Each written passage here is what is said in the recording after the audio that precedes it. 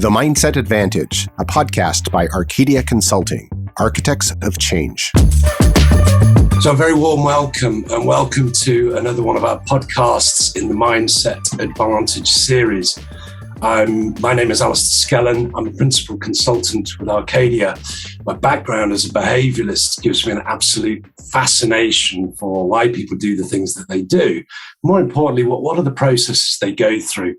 And I'm delighted today to be joined by Matty Lee, an Olympic gold medalist. And I'm going to just invite Matty to say a little bit about himself by way of introduction. Hello, everyone. Thanks, Alistair, for having me. My name's Matty Lee. If you're not aware, I am an Olympic gold medalist.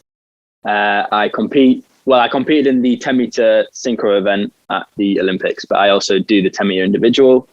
I've been diving for, I don't know how many years, but I started when I was 7 years old, and originally from Leeds, but now I live in London. Brilliant. Thanks, Matty. So, Matty, obviously performing at the highest level, and congratulations. I've been researching you and watching videos, and to come home with Olympic gold, what an awesome achievement. What really fascinates me is, given you've taken this journey from 7 years old onto Olympic gold, how important do you feel the mindset element is in determining the growth and development that you've seen since that young boy of 7 first started diving?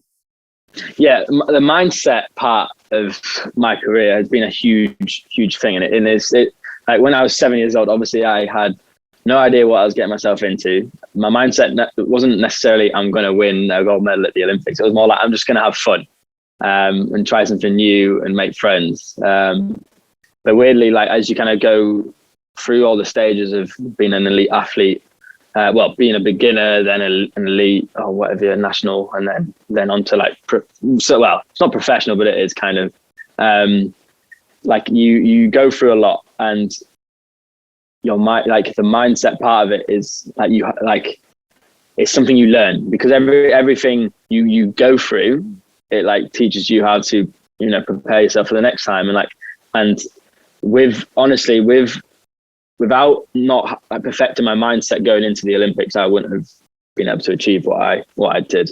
What me and Tom did. Yeah, fantastic. And I was reading about you, and obviously the coach that you work with. Do you have specific mindset specialists that help you develop techniques, both for performance and through the training regime? So we have a sports psychologist that works with us, and we pretty much we have access to a 24/7 if we need it, but we check in every week. And we did a lot of work before the Olympics, more so than normal, which I kind of don't understand, because there's a big thing around the Olympics where as an athlete, you get told like, oh, it's a huge thing, like, and blah, blah, blah. And like with psychologists and with all these support staff that we get, they're like, oh, like try and go into it differently. You're going to have a load of people messaging you from home, like about like, oh yeah, I've just seen you on the TV, like good luck and all this. But at the same time, you should always treat something exactly the same. Like, don't matter if it's the biggest competition of your life or like, I don't know, in a business way. It's not like you're pitching a massive thing towards, I don't know, the directors. Like, you should just treat everything the exact same, because as soon as you like change or switch that mindset, things can go wrong, for sure. But with my psychologist, we mainly worked on me, as in like instead of being so bothered about like the sports psychology part and like the mindset around actual diving, it was more about me, as in my personality, and like being happy, and just because if I'm happy, I am ready to go. I will train all day long. I'm happy to like, whatever, and compete well. And if I'm in a good headspace. So that was like the main priority for me and my psychologist that we worked on towards the Olympics. But at the same time, the mindset was really, me and Tom really worked together on that, just individually. Like it wasn't like from an outside source. It wasn't from my coach. Well, it was a little bit from my coach, Jane Figueredo. Actually, no, it was hugely inspired and worked with through my coach Jane, because like, I remember when I first moved to London 3 years ago to start training with Tom, and the whole purpose of that move was to then go on and try and win an Olympic medal. Because in elite sport, like every sport has a target, and if they don't reach that target, and the target's always met at the Olympic year, and if you don't reach that target, you lose funding. So medals mean everything to the sport. So it was a sacrifice for me. My national performance director basically came and told me, like, we want you to move to London. So like, move your whole life, sacrifice everything you got already, your family and your friends in Leeds, and move it to London. Well, move yourself to London. And yeah, I mean, luckily I did that, because if I didn't do that, everything would be very different. But as soon as I moved, I had like newspapers basically, like especially like Yorkshire Evening Post, like the local Leeds paper, basically wanting to find out and wanting to know about why I was moving and all this stuff. And I like mentioned, like the dream is I think they asked me like, what's the dream? I was like, to win a gold medal at the Olympics. And then my coach, James, was very new to me. Like, I just moved, and like we were very new with each other. And she obviously saw that and was like she pulled me in for a meeting and was like, you can't, I don't want you mentioning that word. I was like, what word? She was like, gold medal. And I was like, okay, why? And she was like, well, like, obviously that is the thing we want. And that's obvious. Of course, that's the one thing we wanted. But at the same time, when you're thinking about that, you're never in the moment. You're never in the present moment. And you can't, when you're already thinking in the future or in the past, you can't change what you're doing right now. And to either get to a certain place or, to achieve something, you need to be in the moment so you can actually achieve it, if you know what I mean. Like, you can't be always like, not present. So yeah, Jane, my coach, was a big part of that whole process. Brilliant. Now, I read, Matty, or I saw in an interview that you took up diving when I think you were going to a swimming lesson and your brother was doing a diving lesson and you saw him or something like that. Yeah. Now, obviously, your success didn't happen overnight. It's been a long journey. And I know you talked on TV about the sacrifices of your parents and indeed moving from Leeds to London. Looking back now, what do you notice regarding the mindset you held about yourself, about your potential? And it's quite interesting when you said, my dream is a gold medal. Do you notice a change in your mindset regarding your potential as you developed in the sport? For sure. Because like when I first started, like, yeah, I loved it. But I never knew I'd be any good at it. And then you kind of like, then you slowly progress. And then like you get to like the next level of the sport where it was like, we called it novice competitions. So like everyone's like really young, like loads of kids, basically, doing really simple dives. And I wasn't very good at that level either. But my brother was actually very good at that level when he was younger. And basically you usually step up to these like when you get older. So it's like an age thing. So like that age group, you do these sort of competitions. And when you get older, you can do them. And it wasn't until like, I feel like genuinely, in my career, I've had a lot of people that don't believe in me, from like management to coaches to people that worked as coaches, not necessarily not my own personal coaches. Every coach I've had has definitely believed in me.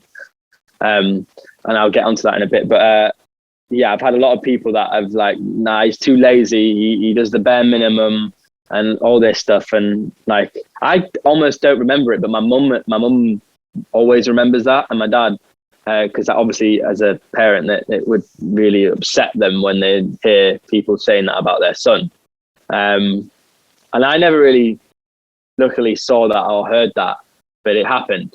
But at the same time, like I wasn't one of those kids that like, like people will like nurture an athlete or a kid and then like, help them, propel them and push them and stuff like, and pushy parents.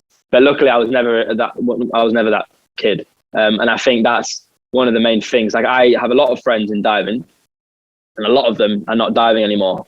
But a lot of them will admit that they, maybe had pushy parents, but definitely they had a lot of talent early on. And they would like kind of get sent to these sort of training camps and stuff. It sounds a bit gruesome, but it's like a talent training camp, and I didn't. But I think because I wasn't, that would then push me towards just push me throughout my career, and I never gave up. And there was times where I definitely wanted to stop, for sure. But I think not being the kid that was always believed in helped me and built my mindset into I'm going to do it on my own then. Thank you. I don't need the help. I don't need the extra talent identification camps and training, blah, blah, blah. I'll do it on my own. So that's kind of where I stand with that. And was there a moment, Matty, that you can specifically remember where you almost fully committed or something changed in the way you viewed what was possible for you? Yeah. In 2012, I went to my first Junior European Championship. So it was the first ever event I did where I represented British swimming, Team GB basically, but not. It was British swimming, well, British diving, but it's called British swimming. I don't know why, but it is, even though we're not swimmers. But yeah, it was 2012. It was the Junior European Championships, and it was in Graz in Austria. And it's quite a big deal. It's the best divers in the whole of Europe under 18. And there's two categories: is Group B and Group A. Group A is, I think, 18, 17, and 16, and then Group B is 15, 14, I believe. I mean, I should know, but I think that's what it is. And I was in Group B. I was in first year Group B, so I was actually the younger part of Group B. And at that time, I was much better at the 3-meter springboard. Right. And I actually won that event. And that kind of shocked me because I didn't expect, I didn't know how I was with the, in the European circuit. I've never met any of these divers before. It was my very first one.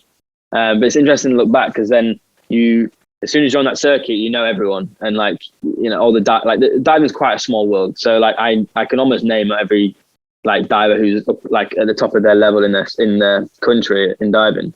So it's from then when I was I've got a presence in a good presence in Europe, and I'm the youngest out of the category, and I've done pretty well. So I think it was then when I realized okay, this could go somewhere. Brilliant. So Matty, I've had the privilege of working with two of the coaches at Cambridge Dive Club. Yeah. And when asking them about divers, they say, we try and find these young kids that when they land on their back, just sort of shake it off and keep going. They're tremendous.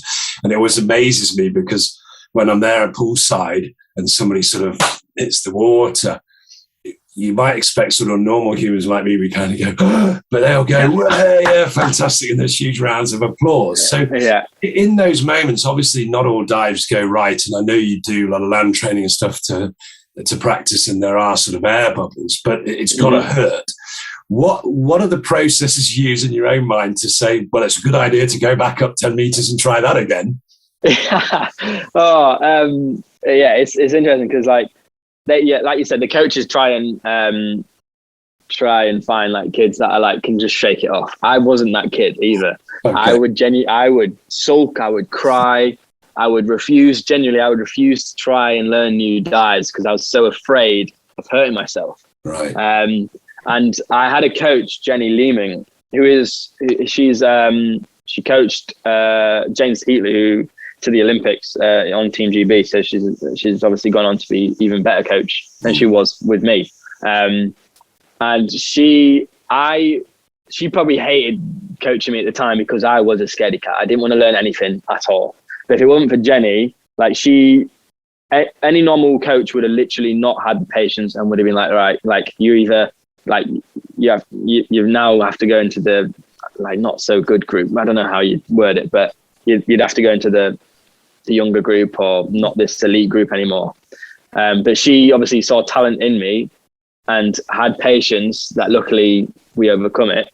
And it took a while. There was the one certain dive I just didn't want to do. And I don't know why. I don't know what the fear was. It must have been that I was scared to hurt myself and I just didn't believe I could do it.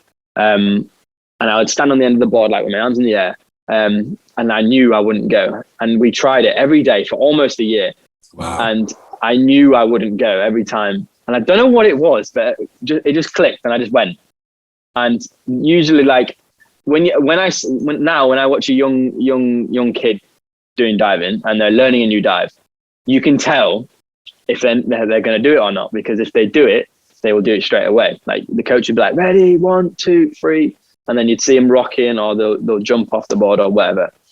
But as soon as they don't go straight away, usually they're not going to go again, because like the fear then just builds up and almost paralyzes you. And that's what it kind of was. But for some reason, it clicked and I actually did it. And I was like, oh, like that feeling I had after I did it was incredible. And I remember that feeling exactly. And that's why from then on, I never refused to learn a new dive. I never, waited on the end of the board for ages or a year or anything like that. I literally learned every dive. And I think also from that day, there was nothing stopping me. I was just going. And that was a massive learning curve for me. But with hurting, I have hurt myself many times. I have been quite lucky in the fact that I've not had a huge wipeout on tummy, because that can actually really, really hurt and seriously damage you. But it's a hard one, because you just got to have trust in your coach and yourself and in the training you've had, that you won't hurt yourself again. And you kind of have to, it's hard to think about it, but you kind of just got to tell yourself that the pain will last for a few minutes or like maybe an hour, but that's not long in life, is it? Like it will go, it will fade, and you'll just have to try it again and try it again until you get it right. Brilliant. Matty, earlier when you talked about a sports psychologist, you talked about the importance of almost being in the now, being present. And I think you alluded to almost your process. So I wondered, could you explain, when the pressure's on now, so, you've come through Europeans and we've watched your career build and you've been successful at every level, Olympic gold medalist now and a future. How do you stay focused, or what are your strategies to stay focused under pressure in those pivotal moments? So at the Olympics, like this is it's the most fresh in my mind because it was the most recent. And it was probably the most pressure I've ever felt. But weirdly, I didn't. And the reason why is because, yes, like it's the biggest competition that any athlete can do. It's the Olympic Games. Yes, it was a bit different because of COVID. There was no spectators. But I still knew there was like millions of eyes watching us on the TV through the cameras. And it's the one thing I've worked towards my whole life, is to go to the Olympics. And I missed out on the Rio Games because I messed up at the qualifiers, and that was quite a traumatic experience for me. And then I had to watch all my friends go, and I just didn't. So at this point, I was like, oh my God, I'm here. Like I'm at my first Olympic Games. Like the pressure's on. Like I could feel it. And I remember the first, we were there for about, I think, 2 weeks. Mine and Tom's competition was pretty much it was under 2 weeks, but mine and Tom's competition was really early on in the Olympics. I think it was day 2. And for the first, it was like 10, 11 days. And the first week, it was not good. I didn't feel good. My training was terrible. My legs weren't firing.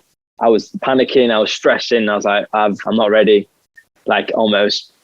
But before that, prior to that, like training wise, this whole year or 2 years because of COVID, I have worked my ass off. Like I made sure, and me and Tom both said to each other, like genuinely, like as long as you get to that diving board at the competition and you've got no regrets and you can look back on your training, like I've done everything I can. So whatever now happens, and that's all I can do, because that's literally all you can do. As long as you're prepared and done all the prep and the training, then you're ready. And as long as you know that, then you've got no you're not going to think, I've missed something, like, oh God, I'm doubting myself now. There's no doubt.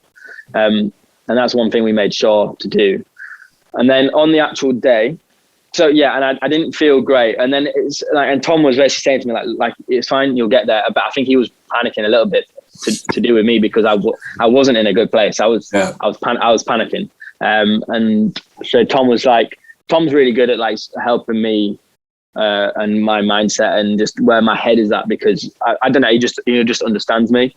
And yeah, and he basically just taught me through, like, look, like, it's fine, like, don't worry, like, tomorrow's a new day, like, we've still got a few days, like, just have trust in your training and all this.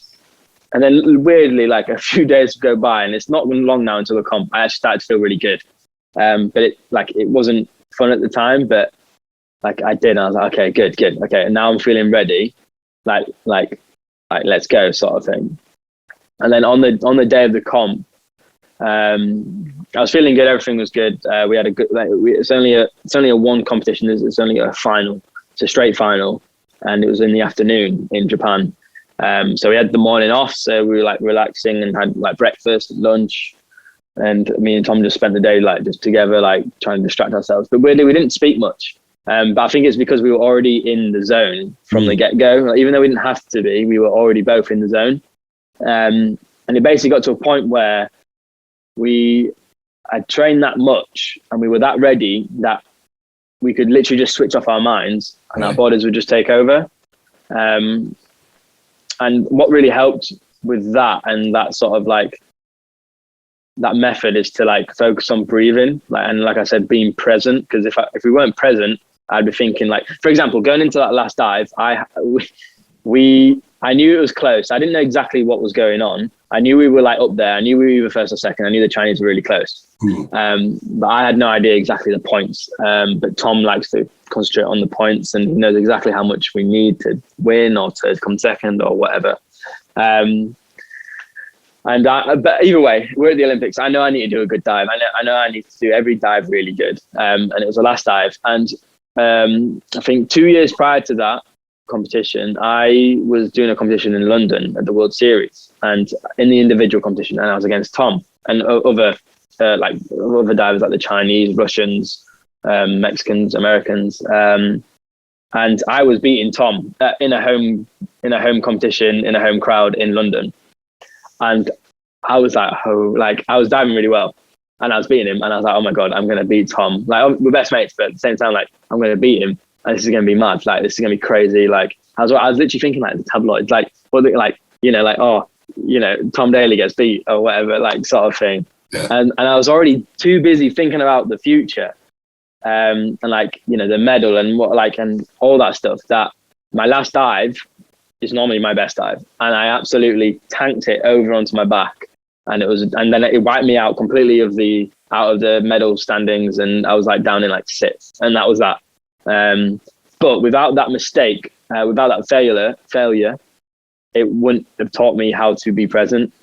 And then I feel like from that mistake, taught me exactly how to deal with that last dive at the Olympics. It was the exact same dive, exact kind of same sort of like situation, and luckily managed to stay really present. And like, it's weird, like, it's hard to look back on, because I genuinely, like, there was nothing in my head, it was just blank, and I was just literally, it was like a state of flow. It was it's weird to look back on now. Because Matty, often athletes talk about during these superior performances that it's almost surreal. It's almost like you watching you. And I did read in a CNN interview you gave once to CNN Sport that you talked about that dive, and you said you bottled it. And I wondered, what you did to come back. But can I ask you, so standing on the board in the Olympic final, that final dive, what was the sort of internal dialogue, or did you manage to sort of quiet that chatter? What can you remember? I definitely managed to quiet the chatter, and and I still can't believe I actually managed to do that, because I'm usually I'm not one to quiet any chatter in my head at all. And I don't know how, but I managed to do it at the most important time in my life, which is a great thing to be able to say. But I remember we were, so diving boards, they all have stairs, like, and every stair goes to a certain board. So the board under 10 meter is the 7 meter board, and you basically, like, as one diver dives, you then move up a slot. So we were on the 7 meter board waiting to go up on 10 meter, because I think the Mexicans were ahead of us. And the cameraman, like, there's a few cameramen on 5 meter, because they've got like a special camera that drops from 10 meter down. Like, so when you're actually spinning, it like follows you whilst you're in the air, and it then goes in the water. It's actually really cool. But yeah, so there's basically a crew, a camera crew on 5 meter, and then one of them came up to 7 meter and looked all faffled, and basically the Mexican put a towel on the railing near, because we got told to just throw the towels on the floor because people use towels for extra grip on the end of the board, which I don't understand or use. But he basically just meant to just throw it on the board, because then the cameras would see it, because it was like hanging. The cameras would see it and it'd ruin the picture. So he was like faffing, and I was trying to ignore it because I'm about to do my last dive at the Olympic Games. And me and Tom usually just we didn't even say anything to each other the whole competition, because we didn't have to. And so this cameraman was like faffing, and I knew I wouldn't say, oh, I wouldn't help. Like, I'm sorry, I'm in my zone. Like, I'm too strict about. I'm like, I can't have anything distract me. But Tom was like, it surprised me, but he basically was like, everything okay, mate? And he was like, I need to, because they were British. It was a British crew, and he was like, yeah, I need to get that towel. And I was like, Tom was like, don't worry, I'll get it. I'll sort it. And I was like, I was like, what? Like, we're about to do our last dive, and Tom's there just being really calm and talking to this like fuffled camera crew guy. And I think that gave me a bit of perspective. Like, it's also not the end of the world if we don't perform well. Like you know, like it is a game. The Olympic Games, it is a game. So yeah, that kind of gave me a bit of perspective at the time. But at the same time, I knew I couldn't deal with that. I had to be in my strictly eyes on this one point, and that was it. And was there anything you look back specifically? You mentioned your breathing. Was there anything specifically used to sort of calm that chatter, I can, I can't, or whatever's going on? Yeah. So I use breathing and feeling. So like, for example, when you're stood on the board, you're obviously not in much clothes at all, and you don't have shoes on, you're barefoot. I concentrate on breathing. I try and do really deep breaths, and I kid you not, during that competition, it was really hard to keep control and slow my breathing, because obviously the adrenaline was pumping through my veins every single dive, because I knew it was going well. Like, after every dive, I was like, my heart rate must have been at 200. And yeah, so how I tried to do it was just deep breaths, because when you're excited or nervous or whatever, you basically what you're doing with your breath, you don't fully inhale or you don't fully exhale. You skip those bits, and it's a lot quicker. And all you need to do is just make sure you take one proper inhale, one proper outhale. And I do about 5 of them before I go up onto the 10 meter board. And I'm actually doing that during the whole time, because at the same time I need to have my breath. I don't want to be out of breath when I get up there. And then also whilst I'm doing that, I'm using my senses, mainly my touch senses. So I feel the ground on my feet. I feel the board on my feet. So I feel present. So I'm right there instead of away from it all. Yeah. But I know a lot of people use the smell, sense, and the sight. But I that's the main things I use is my touch senses and my breathing. Okay, brilliant. And Matty, I saw an interview you did with, I think it was Eamon Holmes, and you mentioned that after that final dive, in your mind, you thought you nailed it, but you at that time, of course, you're not looking at Tom. You you're focused on your dive, and you mentioned in that interview that obviously you had no way of knowing how he felt the dive had gone. You've also said a couple of times, hey, we didn't talk a great deal, but were there any sort of rituals or habits you had as a pair to align, or any sort of mental preparation or bodily preparation that you went through together? Not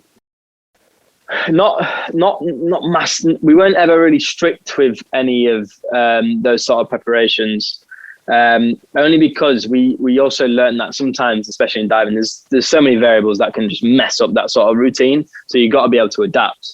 So I think it's also good not to just have a strict routine, because one day that might, you can't actually do that sort of routine, and then you're all faffled and you don't know what to do. So it's always good to be flexible with that.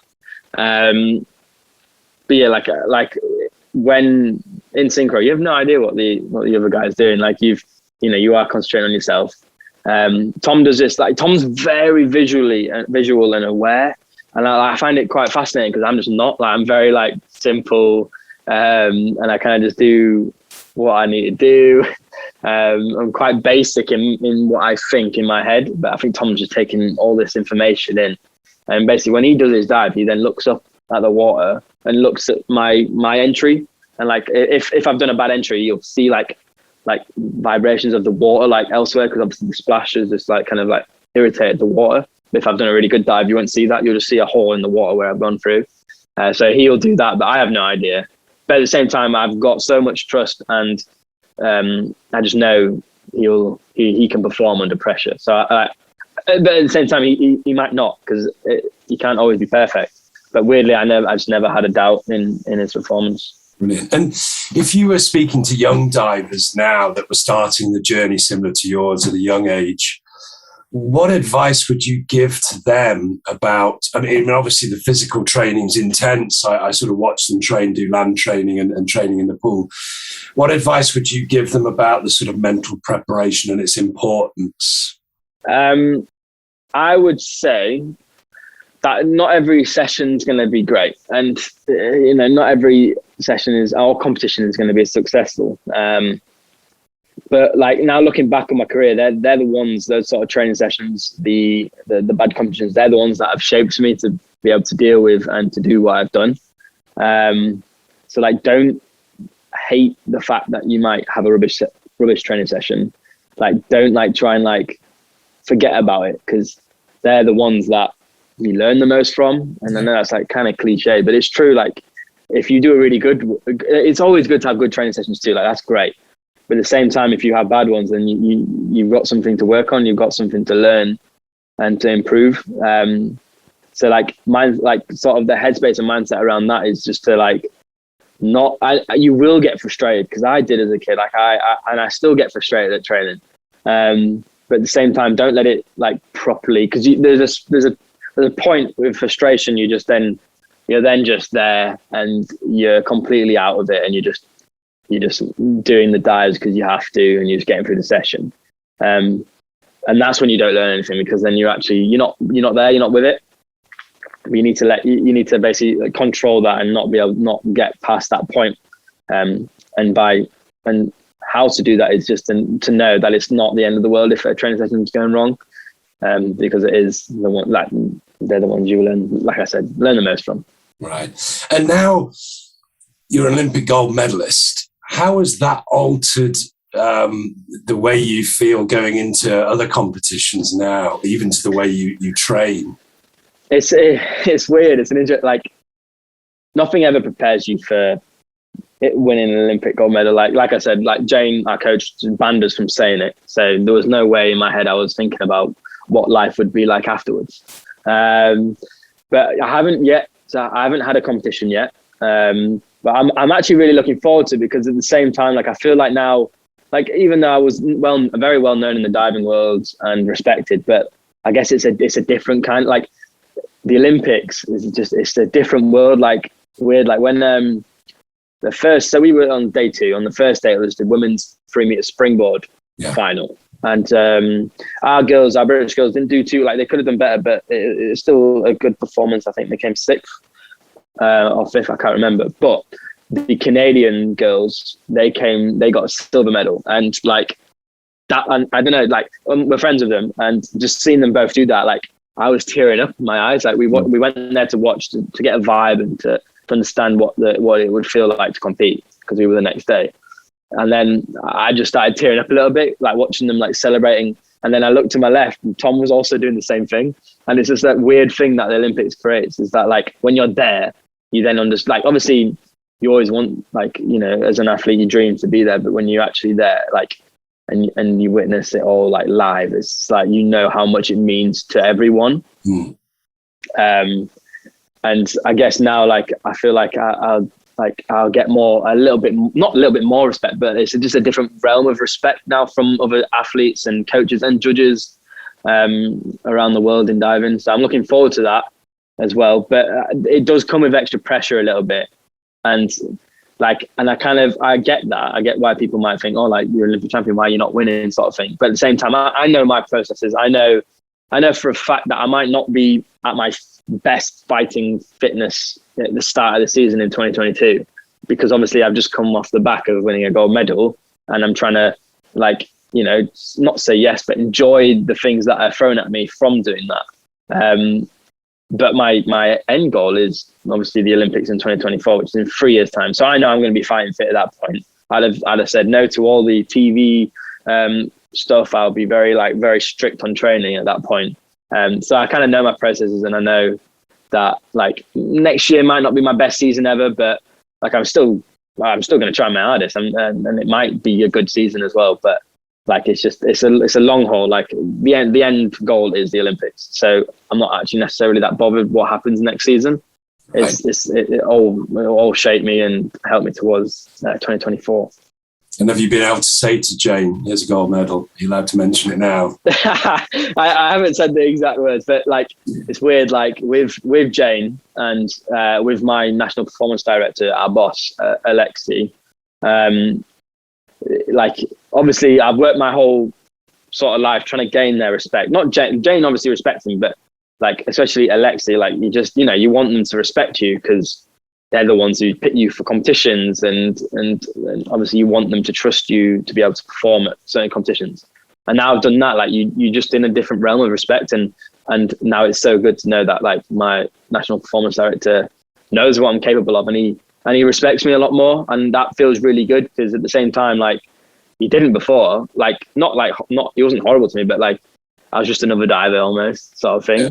But now, like, I helped towards, you know, them reaching their target, and it's really nice. And with Jane, like, she'll come to me now for advice about little things here and there, and like advice around other younger athletes, and I really like that sort of role, because I feel like Tom was that role for me the past 3 years, like, very much my mentor, and now it's my time to be a mentor to others. Things have changed, clearly. You're now a gold medalist. What does the future hold for you? So you've mentioned TV, you've mentioned obviously a goal at 2024. What's the immediate future for Matty? The immediate future, depending on when this comes out, I'll either be on a certain show, or the certain show will be like the list and will be released. And so, yeah, I'm going to be on this year's I'm a Celebrity, Get Me Out of Here. Oh.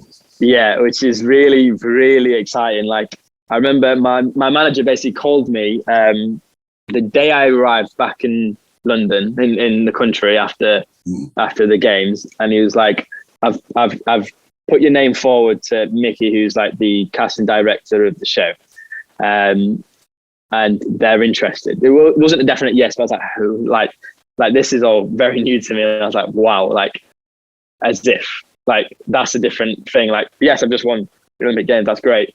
Obviously, that's like my biggest achievement yet. But like, then to get asked to do that, it's almost like two things in 1 year that I've always wanted to do. Like, as a kid growing up, those sort of things, like that show especially, like, it's a good show, like, it's a fun show. Like, you get to see your favorite celebrities getting challenged to do horrible stuff. So yeah, I'm currently isolating. I'm in Wales now. I'm a week into my isolation, and I've still got another week left. It's a bit boring, not much to do, but I'm very, very excited. And how are you with creepy crawlies and snakes and the likes? I'm okay. Like, obviously, I ain't gonna welcome it with open arms. I think rats, I absolutely hate rats. Like, they just freak me out. Snakes, I'm okay with, I think. But obviously, if it goes to me, I'm not going to be okay with that. And I think it's the eating challenges are going to be my toughest one, because they're the ones that are just, like, you know, all the gipping and stuff. Like, you know, you've seen other celebrities like try and swallow, you know, pigs taste. I don't know what they are, but it's not going to be nice. But I'm very much looking forward to it. Brilliant, Matty. Well, listen, it's been an absolute pleasure and privilege to talk with you today. I stand in awe of your achievement. I think it's fantastic, and I can only wish you more and more glory, more and more success. Thank you for sharing with everybody some of the sort of mindset techniques and the value of, you know, incredible athletes, yourself and Tom, but what's going on here is also world class. So thank you so much for your time today, and I wish you every success in the jungle, although I believe the jungle is in Wales this year. Yeah, it's Castle, yeah. But thank you for having me on, Alistair. I really appreciate it. You've been listening to The Mindset Advantage. Follow Arcadia Consulting on social media platforms to stay updated.